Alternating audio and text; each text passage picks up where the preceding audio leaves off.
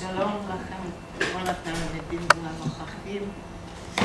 קודם כל אני מודה לכם שבאתם ואתם מוכנים להקשיב לי. אני רוצה לספר את סיפורי, כי בסוגריים לכל ניצול שואה יש סיפור משלו, למי קשה, למי יותר קשה ולהרבה קשה מאוד.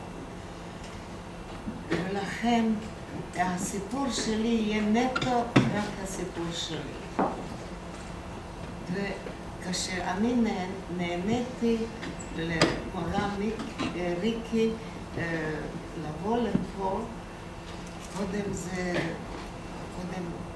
היססתי וחשבתי שזה מעל כוחי, שלא אוכל לעמוד בזה.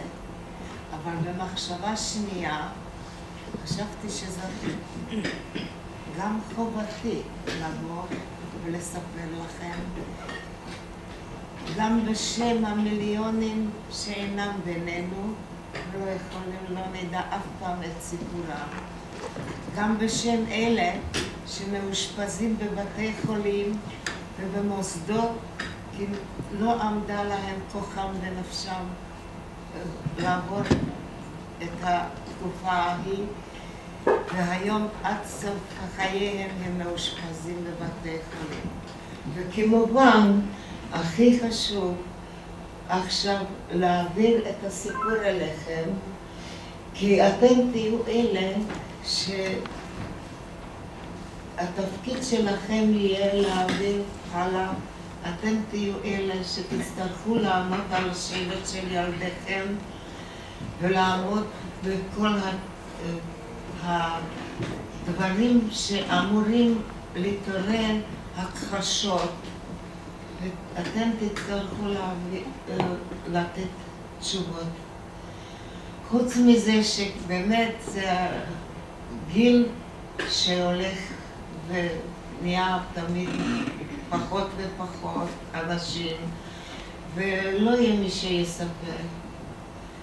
ובכן, אני חוזרת לסיפור שלי, והסיפור שלי הוא רק נטו סיפור שלי. נולדתי בצ'כוסלובקיה למשפחה יהודית, ילדה תינוקת אחרי שני אחים, כמובן שמחה גדולה במשפחה, ובמשך הילדות גם הרגשתי את זה, כי קיבלתי כינוי בתור נסיכה. פינקו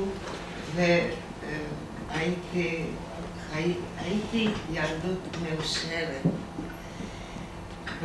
בבית שלנו הייתה תמיד מוזיקה, האחים, אחד ניגן בכינור, השני בצ'לו, ואני בתור ילדה קטנה התחלתי ללמוד בפסנתר לנגן, אבל לא הרבה זמן לקח, כי הזמנים השתנו.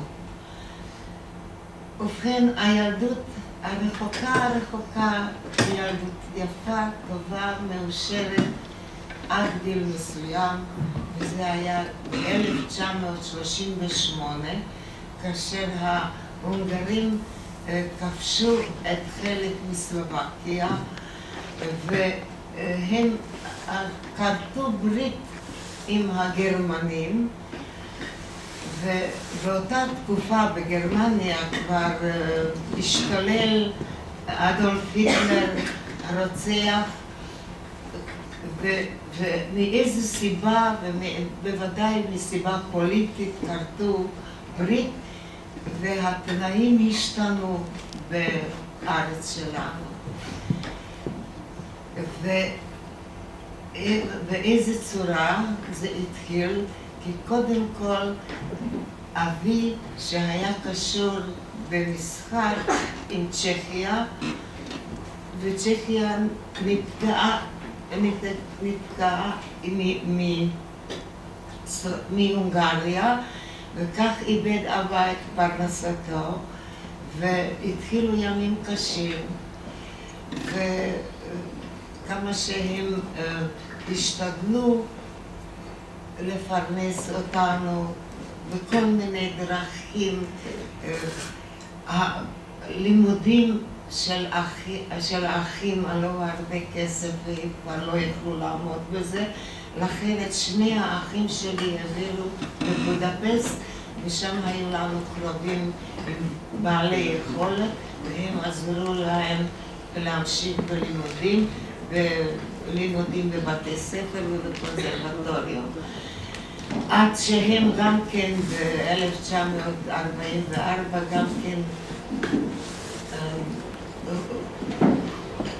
באיזשהו אופן נתפסו ונשלחו למחנות עבודה.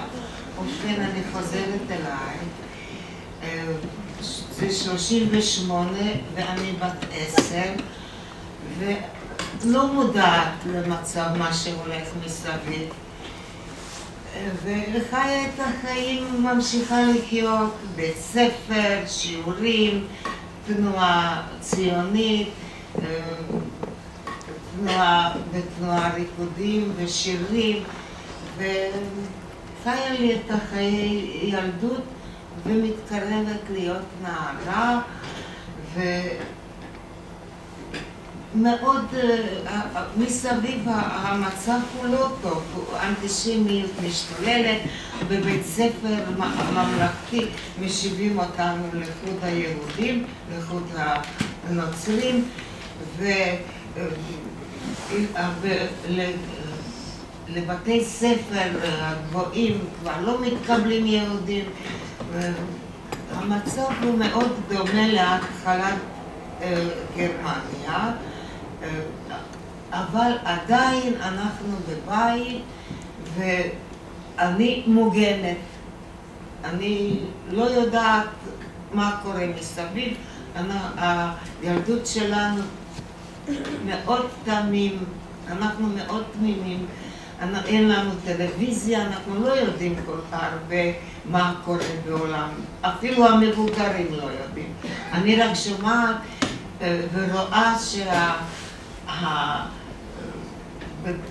הפסיק החיוך על הפנים של המבוגרים ומודאגים, ומהרדיו שומעים את הקולות של הצורר הנאצי, הצעקות המטורף הזה, ואני רק רואה שזה הולך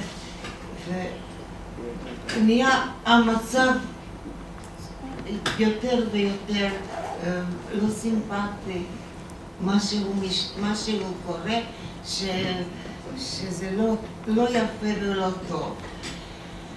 וכך הגענו אני כבר נהיית נערה, וב-1944 הגרמנים פלשו לארץ שלנו, ובאותו הלילה דפקו על הדלת שלנו ונכנסו, אני היום לא זוכרת בדיוק איזה קצין, ופקד על אבא שלי להתלבש וללכת איתו, אנחנו לא ידענו מה פשר העניין הזה, מדוע, ולמחרת בבוקר אמא שלי קמה ורצה להתעניין איפה אבא. אבא היה בבית סוהר, אסור עם כמה מאות יהודים מהעיר. זאת אומרת שאבא היה אסור ואסיר שמה, ויותר לא ראינו אותו ויותר לא שמענו ממנו. לא הרבה זמן לקח עד שאנחנו יכולנו לחפש אותו ורצינו לדעת מה קורה איתו, אבל גם בינתיים אנחנו קיבלנו הודעה שאנחנו צריכים לאסוף את כל מה שרק אפשר, להתלבש, ולמחרת בבוקר לסגור את הדלת ולנסוע לבית חרושת ללבנים, וזה היה הגטו של אותה העיר, איפה שריכזו את כל היהודים של העיר וגם את כל הסביבה, מכל הסביבה את היהודים. וכל הגטאות האלה היו בעצם מרכז לאסוף את היהודים, ובינתיים הם עשו את התוכניות כי המטרה העיקרית הייתה של הגרמנים לכבוש את כל אירופה ולהשמיד את כל יהודי אירופה. לכן השקיעה בגטו היה משהו, מין מעבר כזה. נתנו לנו לעבוד שם, אבל אנחנו הצעירים שהיינו קשרים גם בתנועה הציונית, נפגשנו, המבוגרים עשו איזה עבודות, כל מה שבדיוק היה, לא היינו מודעים לזה. גם המבוגרים לא ידעו מה קורה ומה העתיד שלנו. ויום אחד הופיע איזה קצין גבוה ובישר לנו שממחר בבוקר יתחילו המשלוחים למזרח, ושם תהיה לנו עבודה, ואנחנו נהיה משפחות ביחד, ואנחנו נרוויח, ויהיה לנו מה לאכול. ועם השקר הזה, מה שאנחנו האמנו, עשינו את כל ההכנות לקראת הנסיעה. נסענו למחרת בבוקר, היינו צריכים להופיע בתחנת הרכבת, ושם חיכו לנו כבר קרונות שהיו בעצם להובלת בהמות. שם הכניסו מאות אנשים לתוך קרון אחד, וכל הציוד, מה שנתנו לנו, זה היו שני דליים, אחד למים ואחד לעשיית צרכים.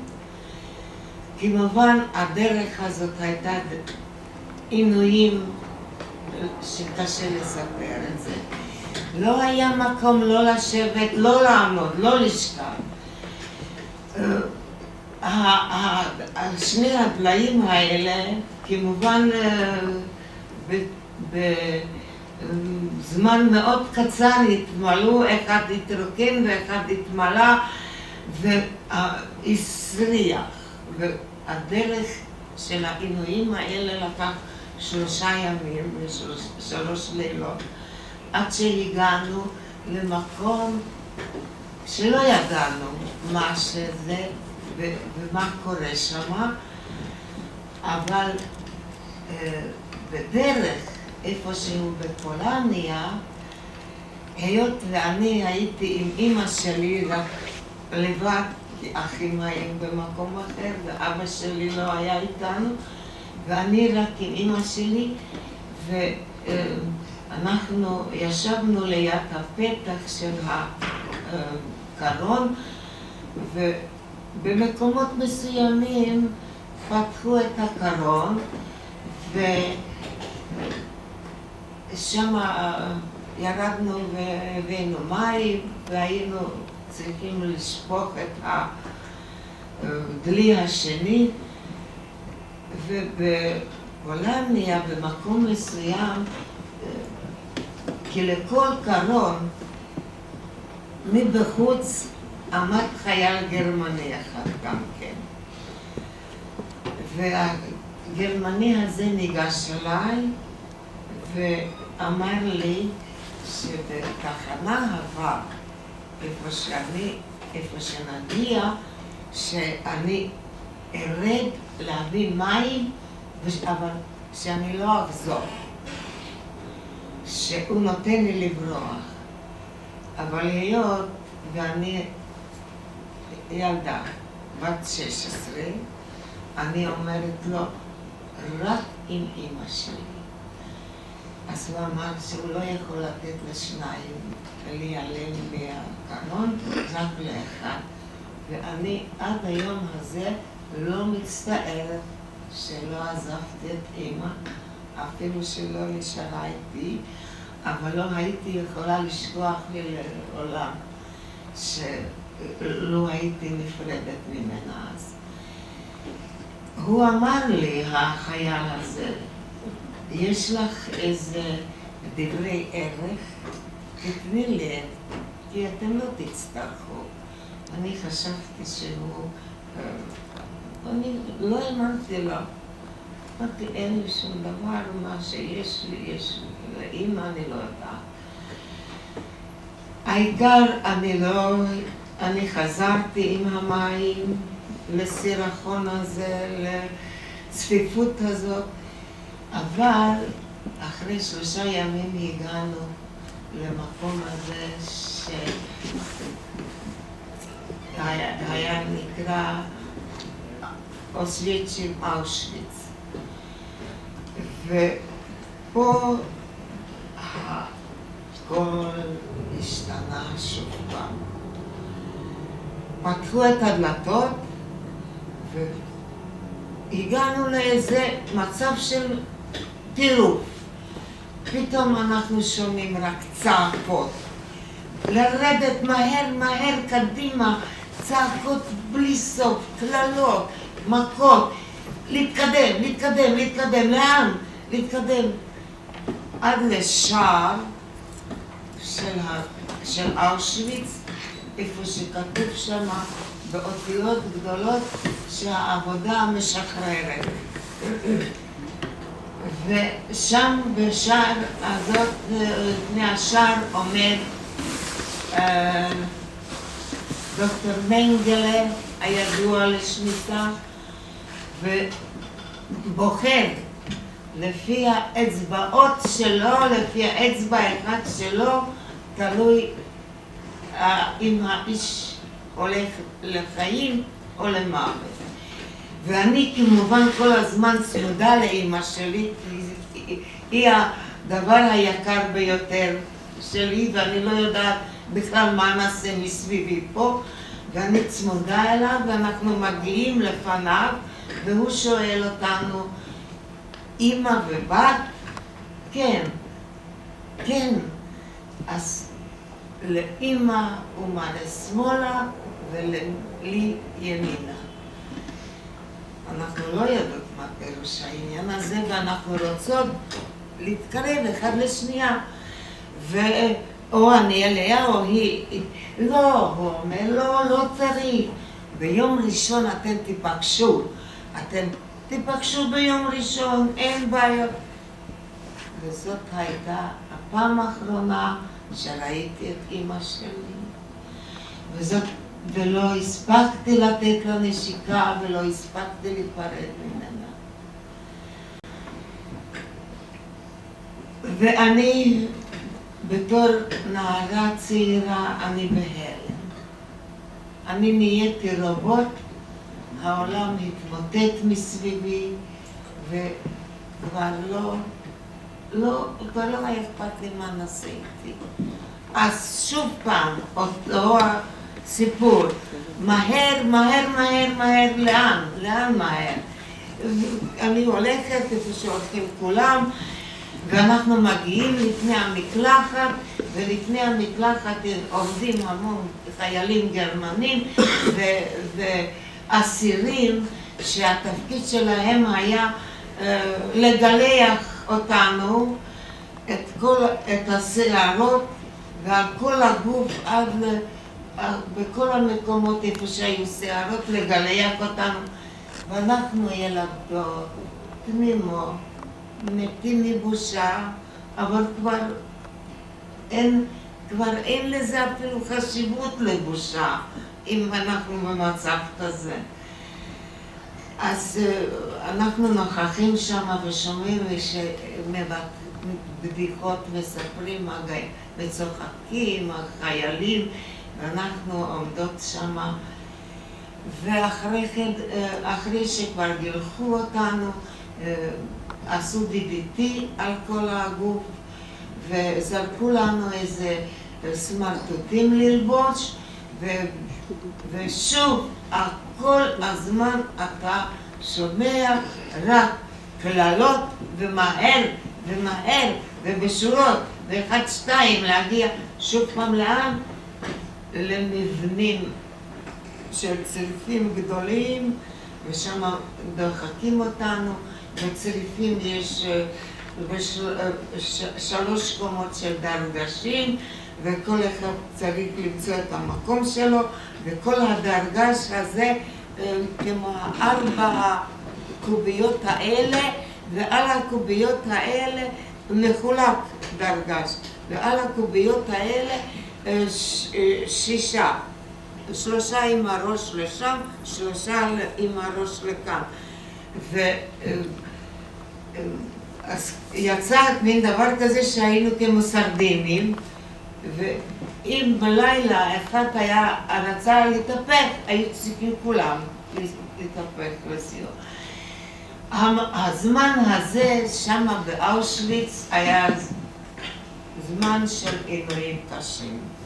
המסדר בבוקר שהתחיל, קודם ב4 בבוקר העירו אותנו, וכל הזמן רק צעקות וקללות.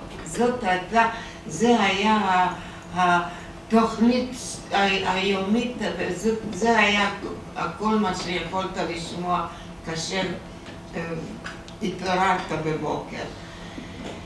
והלכנו לרחוץ, אבל היה קר, ומים קרים, אז רק את הפנים וידיים, ושוב פעם חזרנו והתחיל המסדר שלקח כמה שעות של ספירה, כי הכל היה צריך להיות מדוקדק, מדויק, וקפדנות של הגרמנים. והעמידו אותנו בשורות 5-5, והיות ואני הייתי תמיד, אבל הייתי כבר לבד, אז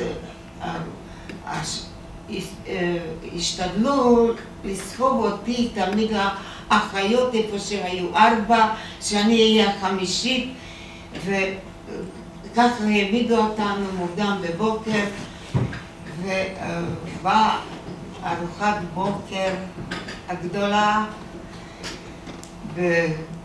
בקערה, מים אמורים היו להיות, אמור היה להיות תה, אבל זה היה משהו טפל ופושר, וזה היה צריך להיות בשביל 5 האלה, והעבירו אחד לשנייה את השתייה. זה היה ארוחת בוקר שלנו. אז אחרי שעות של עמידה בחוץ, או בשמש, או בגשם, או בקור, לא הכניסו אותנו למקום סגור, אנחנו עמדנו כל היום בחוץ.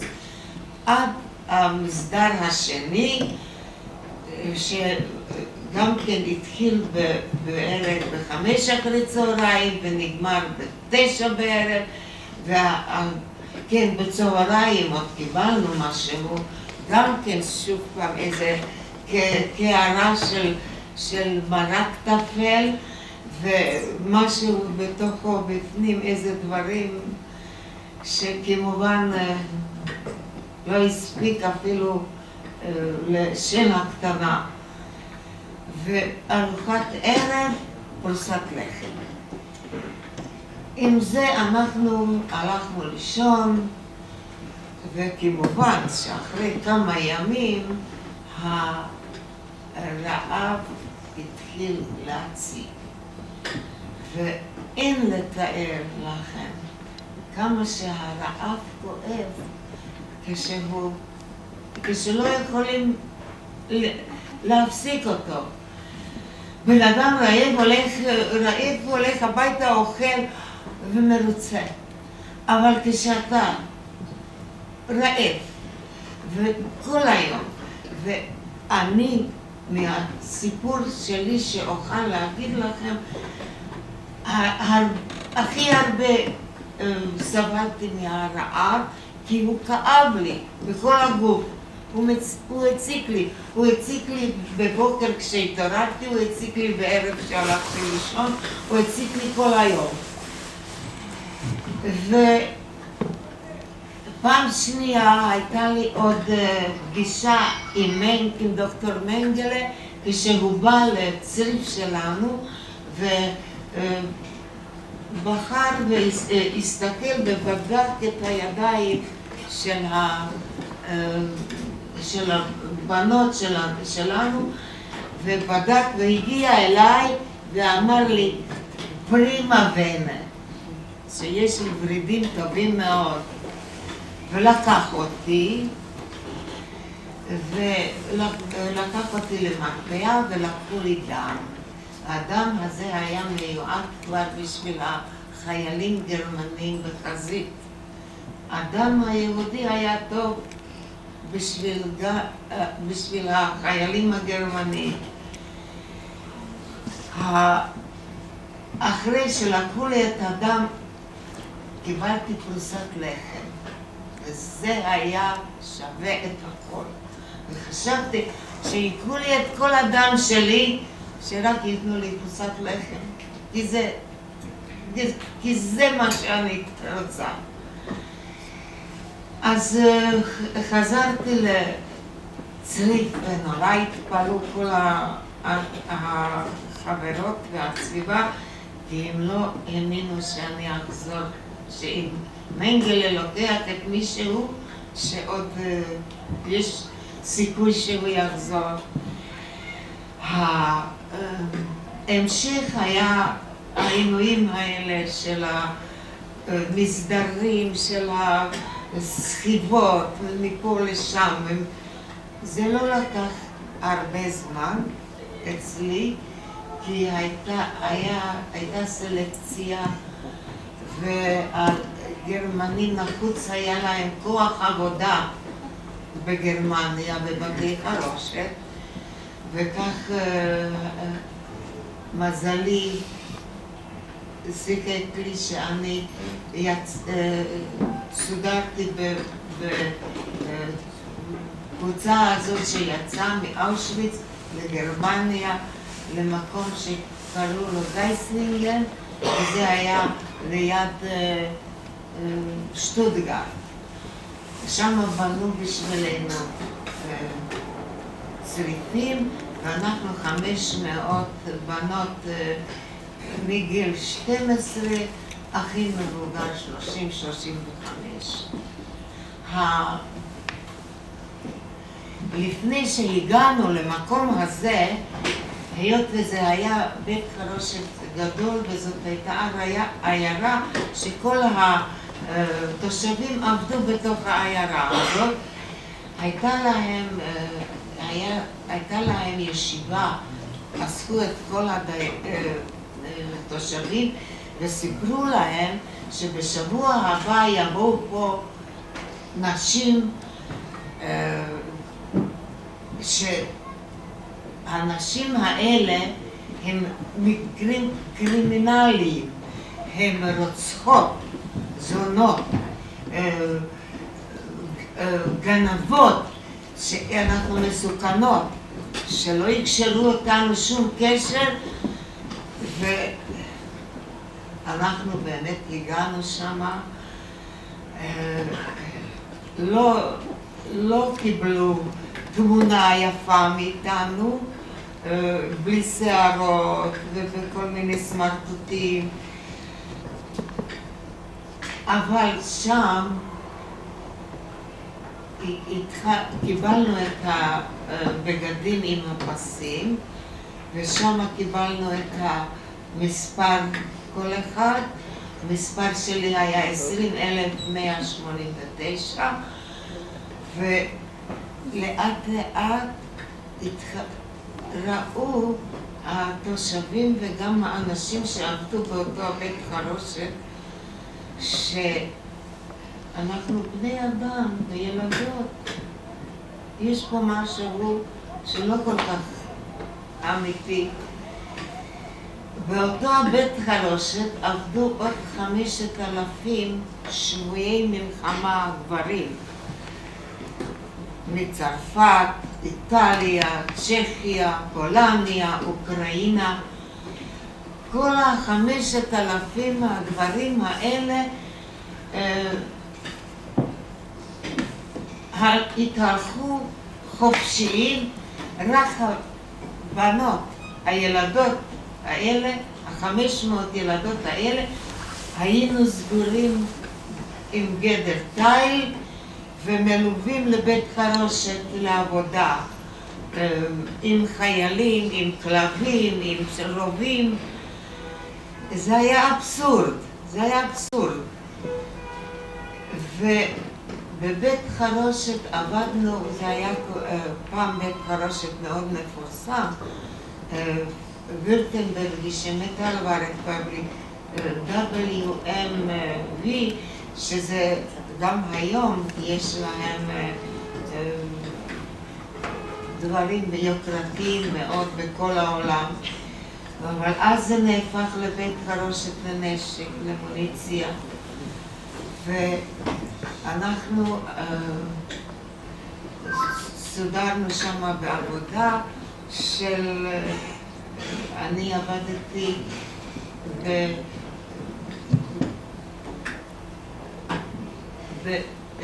עשיתי ביקורת לחלק מסוים של הטיל החדש, שזה היה אצלם אז משהו חדש, והייתי צריכה לבקר את זה, לראות, מפני שהיתר,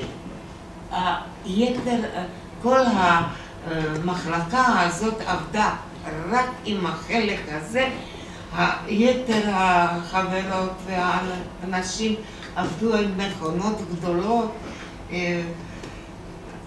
והם העבירו את החלק אליי, ואני הייתי צריכה למדוד בדיוק, היה צריך להיות עובי ורוחב מסוים, ואם זה לא היה מתאים, הייתי צריכה להשליק את זה עוד פעם לעשות.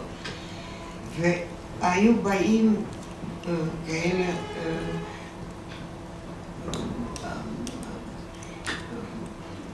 קצינים גבוהים מהצבא ועמדו מעל ראשי, ואני רעדתי מפחד ולא יכולתי, רק ראיתי את פחדתי להסתכל אפילו. והעבודה הייתה לנו מ-6 בבוקר עד 6 בערב, או מ-6 בערב עד 6 בבוקר.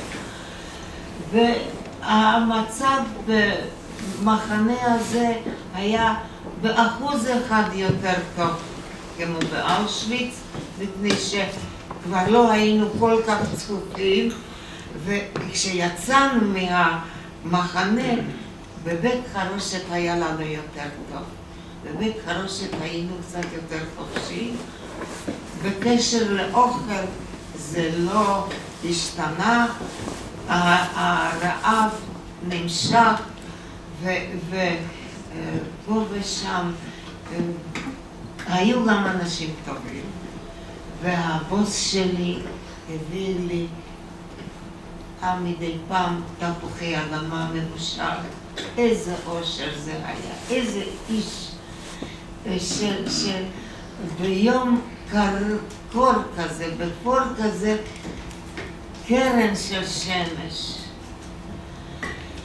והאיש הזה ניסה, אבל גם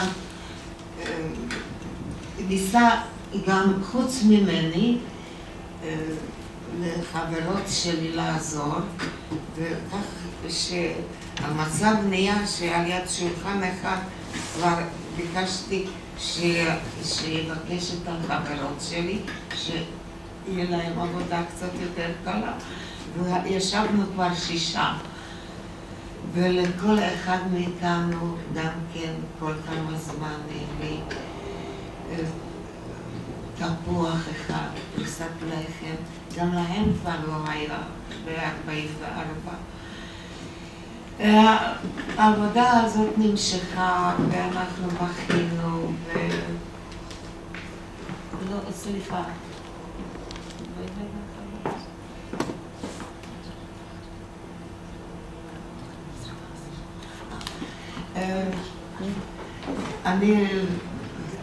אנחנו שמה במחנה היה לנו יותר טוב, אבל היות, וזה היה 44, ומכל הצדדים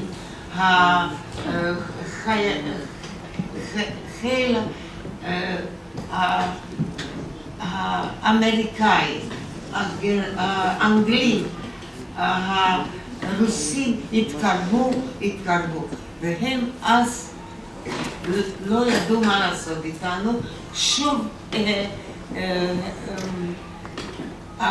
לקחו אותנו משם בלילה אחד לדכאו, בדכאו אותו מצב כמו באושוויץ, אנחנו כבר אפיסת כוחות, אנחנו כבר מיואשים, אין עתיד, אין. המטרה הסופית הייתה שישמידו אותנו, וכל הדרכים האלה, איפה שהתקרבו הצבאות האלה, משם לקחו אותנו, כדי שהם לא ימצאו אותנו שם, כדי שלא תהיה הוכחה.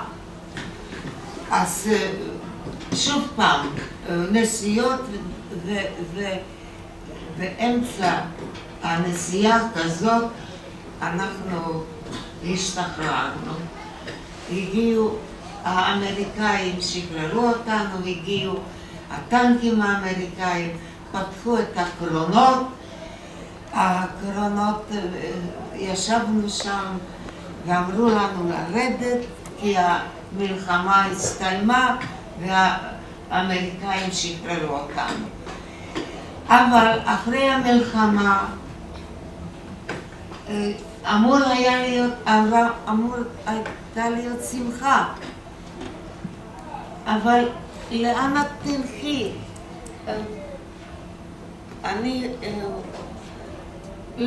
לרדת, כולם לרדת, אנחנו יורדות והם לוקחים את כל הגרמנים, משיבים אותם, לוקחים להם את הרובים שלהם, משיבים אותם עם ידיים למעלה, ואנחנו משוחררים. אבל לאן ללכת עכשיו? אז אני וחברה שלי הולכים לאט לאט לכביש, ושם אני התחלתי לבכות. אני לא יודעת לאן ללכת. בדרך ללא דרך, באיזושהי צורה הגעתי הביתה לעיר שלי, ולא תאמינו, עם הכל, מה שראיתי את המשרפות, מה ששמעתי ומה שאמרו לי, שהוריי יצאו דרך הערובה, שלא הייתי מודעת ולא האמנתי שיש דבר כזה, שקיים דבר כזה. איך שהגעתי לעיר שלי, ישר הלכתי הביתה, איפה שגרנו, לדירה שלנו, דפקתי בדלת, ואישה אחת פתחה את הדלת ואני אומרת לה, אני גרה פה, ואיפה ההורים שלי? אז היא מסתכלת עליי, אומרת, לא, את לא גרה פה, זה לא, אנחנו גרים פה, ואיפה ההורים שלך? זה את צריכה לדעת, ודפקה את הדלת. ובכן ילדים, היה גם אחרי שחרור, בעיה עד שהגעתי ארצה בעלייה ב' והגעתי לקיבוץ גן שמואל וקיבוץ מעברות, ושם קיבלו אותנו מאוד יפה. ואני הייתי מאושרת שהייתי שייכת לאן שלו, שהיה אכפת למישהו שאני נשארתי בחיים. ולכן אני שרדתי, הקמתי משפחה, ורק יכולה לבקש שלמשפחה ולכם יהיה עתיד טוב, ושתדעו שלו הייתה לנו אז מולדת, כל זה לא היה צריך לקרות.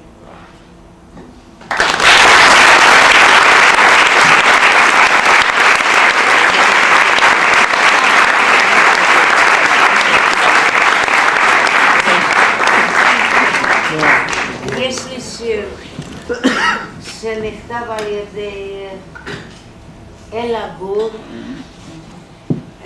והוא אומר ככה, היא אומרת, פעם בקיץ עם סבתא נשארנו לבד, וראיתי מספר של סבתא על היד. הייתי צעיר, שואל, מהנהר,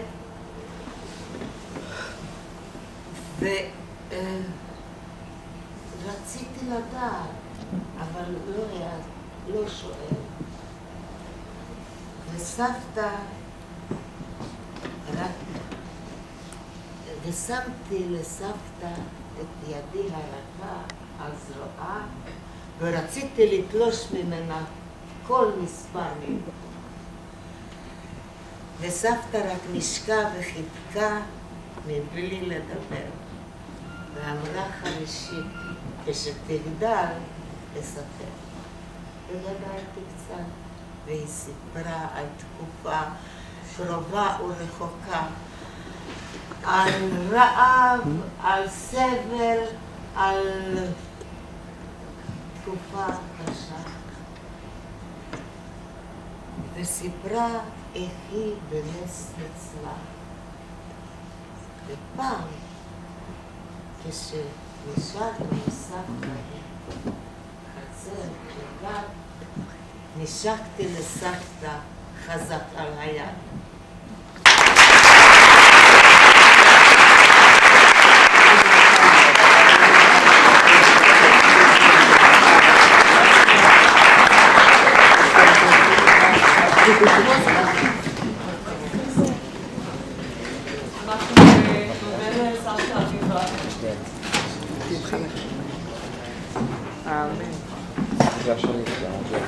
לא תראה. של כל התלמידים, המחנכים, המשקים, אני רוצה להגיד לציבור. היי, שמחה,